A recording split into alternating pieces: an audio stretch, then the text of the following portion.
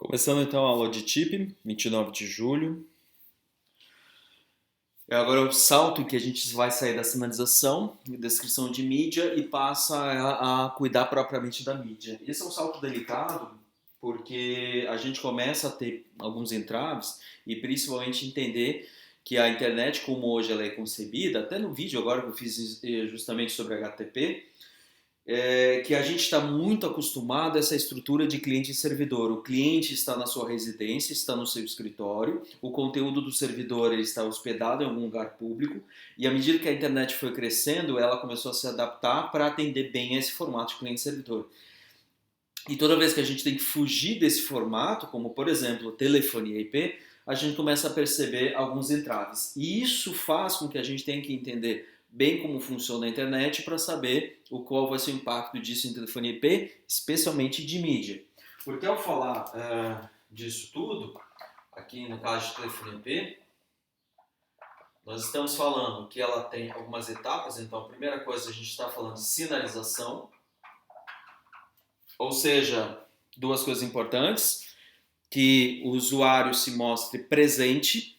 Então, isso é uma coisa importante que ele tem que fazer, é a noção de presença, ele tem que aparecer na rede, dizer que ele está presente e onde ele está presente. Então, a questão de presença vai implicar uma questão de localização, eu achar o usuário na rede, para que uma vez eu saiba onde ele está localizado e saber que ele está presente, eu possa convidar para fazer sessão de mídia. Então a outra questão de localização, de sinalização, desculpa, aí que tem a ver com a localização, é que eu possa estabelecer sessões de mídia.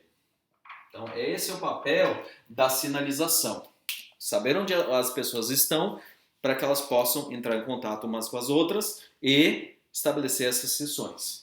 Mas, uma vez que a gente está falando de software e a gente está fugindo, a gente está, claro, está um ambiente agora que acaba sendo híbrido de hardware e software, mas uma vez que eu incluo o software para poder fazer a codificação, a decodificação e a especificação das mídias, então eu vou precisar complementar essa sinalização com algum serviço de descrição de mídia.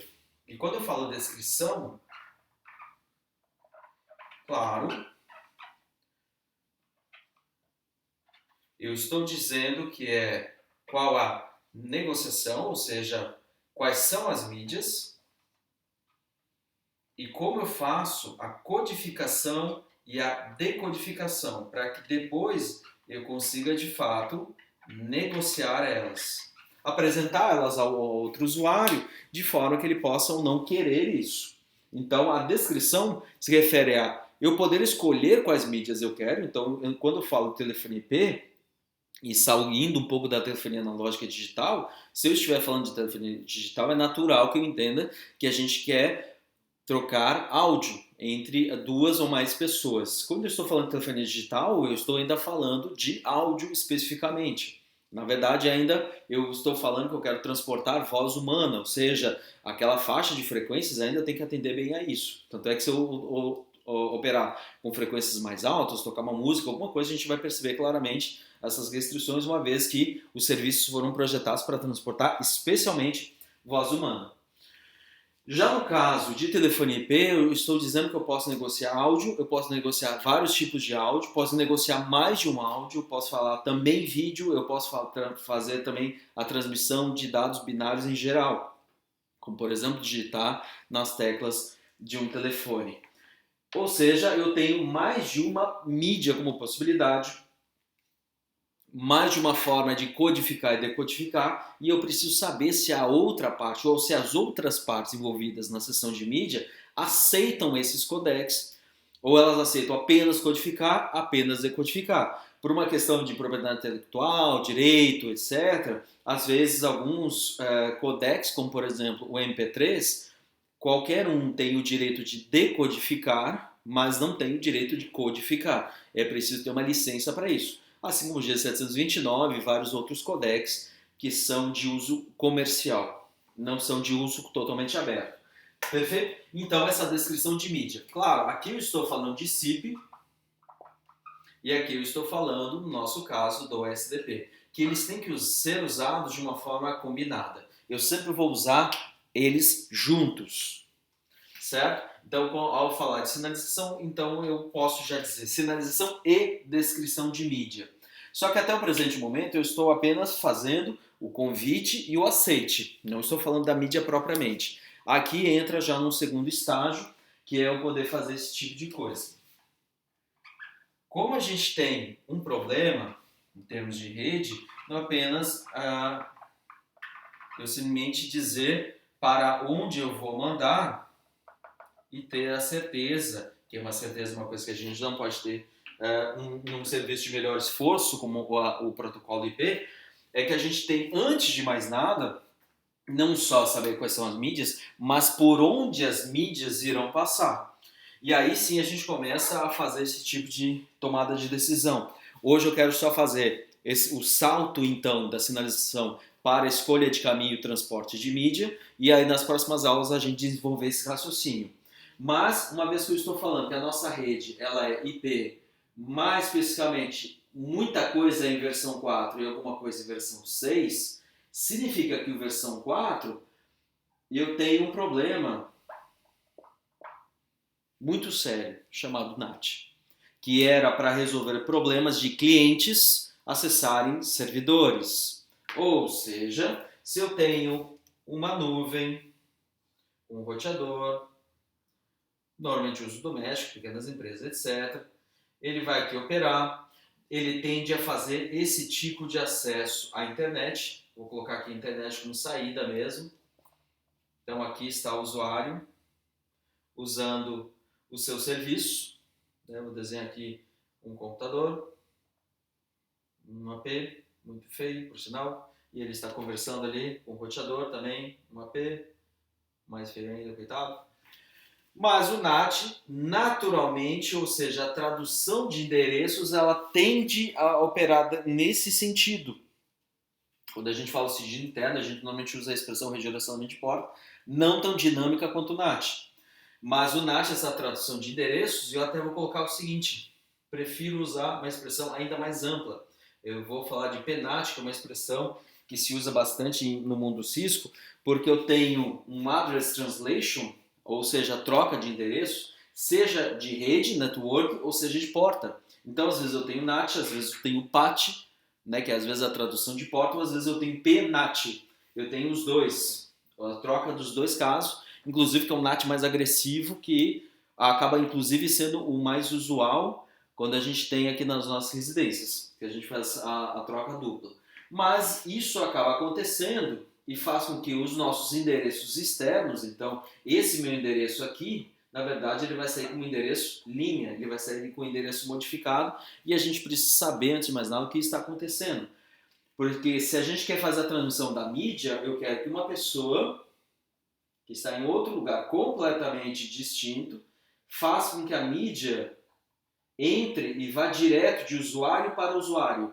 E aí a gente começa a ter alguns problemas, porque a gente tem uma estrutura de rede, de NAT, de PV4, de PNAT, de construção de roteadores, de equipamentos, de constituição das redes ao longo de décadas, na verdade, é isso que aconteceu, é que a gente não privilegia esse tipo de comunicação entre duas entidades terminais diretas. Claro, ao falar de P2P, a gente pode inclusive fazer um resgate sobre esse tipo de rede P2P e ver que há contornos para fazer isso. Então, o que a gente vai falar, principalmente em escolha de caminho, é entender que as redes, elas têm problemas, principalmente como NAT e filtro de pacotes.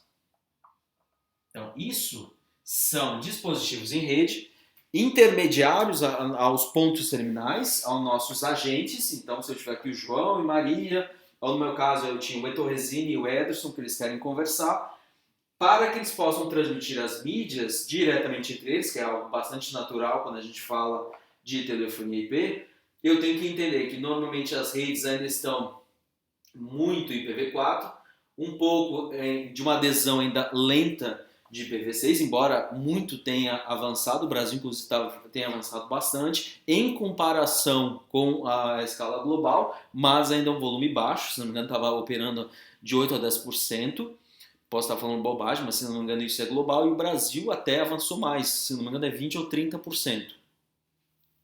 Países como China, inclusive, estão em maior dianteira.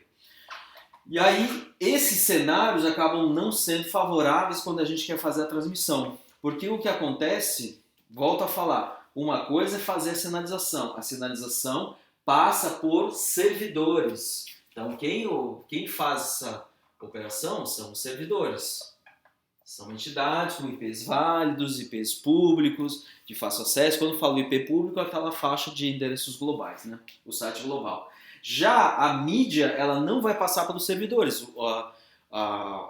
Pelo menos o cenário clássico é que a mídia ela passe diretamente de um agente direto para outro agente. Então, aqui a gente tem um ponto de corte na disciplina que a gente tem que entender que uma coisa é fazer sinalização, outra coisa é fazer o transporte de mídia.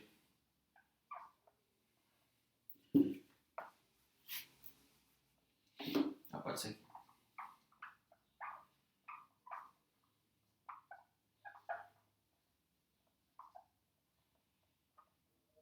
Certo? E aqui eu estou falando de fato, carregar a informação em tempo real, ou seja, se chegar atrasado ou se chegar adiantado, não é bom.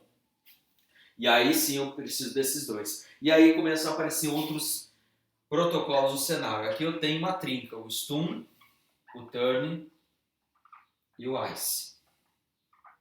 Que a gente vai estudar eles para poder entender como é que a gente faz a sinalização passar, aqui no caso, né, a gente está acostumado a fazer aquele cenário em triangulação, né? Então eu tenho A querendo conversar com B, passando pelo servidor C. Então a tendência é fazer dessa forma. Aqui no caso, quando a gente está falando de mídia, eu estou dizendo que o A vai mandar a informação direto para B. É isso que eu quero que aconteça. Então, embora a gente tenha aqui uma triangulação, aqui eu quero fazer um ponto a ponto. Ou seja, o caminho da mídia não é o caminho da sinalização. Pode até ser o mesmo, mas aí eu tenho que forçar o cenário para que isso aconteça. Tudo bem? E aí vão aparecer. E daí, no caso, sim, vão aparecer o RTP, e aqui sim o RTCP. Acho que ele é maiúsculo, se não me engano é mais maiúsculo. Que vão me ajudar. No caso, o RTP para fazer o transporte, o RTCP para ter um controle se a mídia está chegando, se está chegando bem, se eu preciso tomar alguma decisão para melhorar o cenário, para que eu possa me adequar melhor a esse cenário.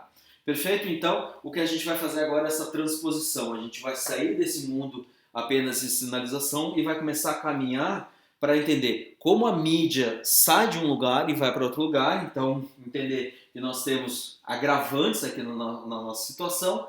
Eu posso ter inclusive o A falando IPv4, o B falando apenas IPv6, e aí eu preciso ter alguma forma de transpor isso, ou seja, entender que eu posso contornar o NAT e filtro de pacotes, usando alguns mecanismos, algumas técnicas, para que a mídia possa ser transportada de um ponto A para um ponto B com a certeza de que vai chegar. Então isso é importante, saber quais são os caminhos possíveis. Certo? Então, esse é o ponto, mais ou menos, de que a gente chega na metade da disciplina, a gente sai dessa primeira parte e começa a entrar na parte de mídia, que a gente começa a realmente ver como a nossa internet, que tanto privilegiou esse cenário de cliente e servidor, acaba sendo um problema quando a gente fala de uma rede de melhor esforço, que é IP, e de pouco incentivo, vamos falar assim, em termos de arquitetura, para aplicações em P2P, como por exemplo transportar mídia diretamente entre dois agentes terminais. Perfeito? Mas isso é uma coisa que a gente vai ver nas próximas aulas. É isso.